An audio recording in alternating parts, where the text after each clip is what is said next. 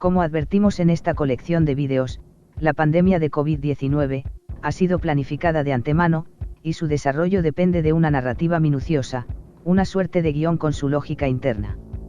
Esta narrativa debe cumplirse a rajatabla, con el fin de condicionar a la opinión pública para que acate, primero las medidas de control masivo y sumisión a la autoridad, y en segundo lugar, las medidas que deberán ser aplicadas para paliar los efectos del inminente colapso económico, y que sentarán las bases del nuevo orden global.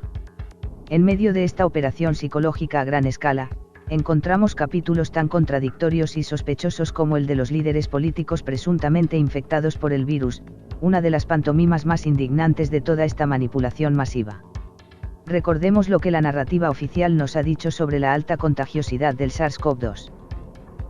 Debido a que el virus puede propagarse entre las personas que interactúan a escasa distancia, mediante gestos tan sencillos como hablar, toser o estornudar, incluso entre los asintomáticos, se ha procedido a extender el uso diario de mascarillas, por parte de toda la población. Esto es lo que nos están diciendo los expertos y las autoridades. El virus es tan extremadamente contagioso, que incluso hablando los unos con los otros nos podemos contagiar, y hay multitud de personas sin síntomas, que están infectando a los demás. De hecho, le otorgan un poder de contagio tan aterrador al SARS-CoV-2, que ya solo falta que nos digan que te puedes contagiar de COVID-19, si miras una foto del virus. Conocida esta lógica narrativa, volvamos al misterioso caso de los políticos infectados. En España, por ejemplo, hemos visto a varios altos cargos o personas muy próximas, afirmando estar contagiados por COVID-19. Los casos más notorios han sido dos vicepresidentas del gobierno, los presidentes de las comunidades de Madrid y Cataluña, líderes de formaciones políticas, o el director del Centro de Coordinación de Alertas y Emergencias Sanitarias. Pero entre ellos, destacan la esposa y el suegro del presidente del gobierno, Pedro Sánchez, y Irene Montero, ministra de Igualdad, y esposa del vicepresidente Pablo Iglesias. Curiosamente, estas personas tan próximas al presidente y al vicepresidente, se han infectado y sin embargo, ellos no, a pesar de su contacto próximo. El argumento oficial para justificar que estas personas del entorno próximo de ambos altos cargos se hayan infectado y sus cónyuges no, es que al confirmar su contagio, fueron aisladas rápidamente, y siguieron los debidos protocolos de distanciamiento. Pero ese argumento resulta contradictorio, pues nos acaban de decir los expertos y las autoridades, que el COVID-19 es tan extremadamente contagioso, que puede propagarse entre las personas que interactúan a escasa distancia mediante gestos tan sencillos como hablar, toser o estornudar, incluso entre los asintomáticos. Es decir, esos cónyuges y colaboradores infectados con un virus tan monstruosamente contagioso, ya estaban propagando el virus antes de los tests, cuando aún eran asintomáticos, y sin embargo, milagrosamente, el presidente y el vicepresidente, no se contagiaron.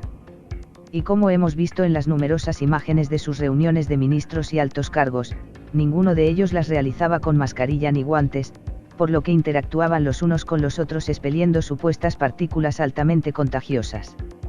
Curiosamente, estos contagios de altos cargos o de sus cónyuges, se produjeron antes de que se decretara la obligatoriedad de llevar mascarilla y guantes, y antes de que aparecieran los estudios que ahora sostienen que solo hablando ya nos podemos contagiar. Así pues, no se contagiaron porque en ese momento, la narrativa aún no lo establecía como algo plausible. Y es que a medida que ha avanzado la pandemia, y con ella, las restricciones a nuestra libertad, la narrativa que la envuelve ha ido transformando al virus en cada vez más contagioso y peligroso. Estas contradicciones nos llevan a concluir que posiblemente, ninguno de todos estos políticos, altos cargos y cónyuges, se ha contagiado en realidad. Y esa sospecha es aplicable, desde el caso de los vicepresidentes del gobierno español y los cónyuges del presidente Sánchez y el vicepresidente Iglesias, hasta el caso del príncipe Carlos de Inglaterra, o el primer ministro, Boris Johnson. Han simulado estar contagiados por COVID-19, de cara a la opinión pública. Y la pregunta clave es, ¿por qué lo han hecho? La respuesta es obvia, simple y llanamente, han simulado estar contagiados por COVID-19 para manipular a la población, y hacernos acatar la catarata de restricciones, controles y confinamientos, a los que los ciudadanos hemos sido sometidos. Estos altos cargos han sido los primeros en escenificar la obediencia sumisa y el confinamiento estricto que querían aplicarnos al resto, reforzando además, la sensación de amenaza relacionada con el virus, capaz de alcanzar, según esta narrativa, incluso a los más altos poderes. Este engaño era indispensable a nivel narrativo, para asentar la necesidad de una total y absoluta obediencia de la población a las autoridades. Pero hay una perspectiva adicional, que no debemos obviar. Y es que quizás necesitan inventarse argumentos como los que hemos expuesto, porque tienen miedo de que no nos creamos la narrativa. Y si temen que no nos creamos la narrativa del coronavirus, ello significa que temen las consecuencias de que la población no se la crea. ¿Y cuál sería la consecuencia principal de que la población no se creyera esta narrativa? Pues que no obedeciera a las autoridades. Temen la desobediencia. Nuestra desobediencia. Y ello nos lleva a concluir que, si tanto temen nuestra desobediencia, es porque quizás no tienen el poder suficiente como para controlarnos, si nosotros no nos sometemos voluntariamente. Lo que significa, en conclusión, que nosotros, la población, tenemos mucho más poder del que creemos. Tomen nota de ello, porque su vida, su futuro y el de sus seres queridos, están en juego.